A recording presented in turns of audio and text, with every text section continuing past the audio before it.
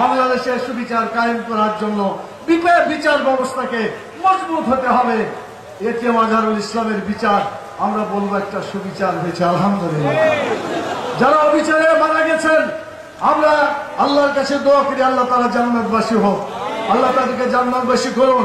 কিন্তু তাদের জীবনকে যেভাবে তারা অন্যায়ভাবে হত্যা করেছে এর বিচার ওই দল এবং তাদের সাথে যারা জড়িত সকলের বিচার হওয়া দরকার। এজন্য আমরা বলছি আগে বিচার হবে, এরপরে সংস্কার হবে, এরপরে নির্বাচন হবে। যারা বিচার চায় না,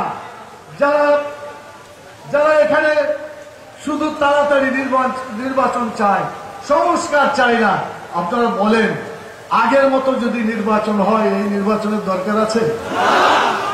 ওটা নির্বাচনই হয় না। 14 সালে বিনা ভোটে হলো, 18 সালে দিনের ভোট রাতে হয়ে গেল, 2024 সালে কি হলো? কোনো ভোটই হলো না।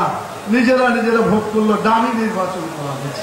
তাদের কথা হলো আমার ভোট আমি দিব, কথা ছিল যাকে ইচ্ছা তাকে দিব, কিন্তু তাদের স্লোগান ছিল আমার ভোট আমি দেবো, তোমার তাও আমি দিব। এইভাবে তারা ভোটকে ধ্বংস করে দিয়েছে। অতএব ভোট ব্যবস্থাকে, নির্বাচন ব্যবস্থাকে জীবন্ত করতে হবে। মৃত গণতন্ত্র, মৃত ব্যবস্থা দিয়ে দেশে নির্বাচন হলে জনগণের প্রতিফলন হবে না। কথা ঠিক কিনা বলবো? সেই জন্য আজকে আমরা আপনাদের সামনে সরকারকে বলবো আগে বিচার হবে, আগে সংস্কার হবে, এরপরে সত্যিকার অর্থে নির্বাচন হতে হবে। কথা ঠিক কিনা বলবো?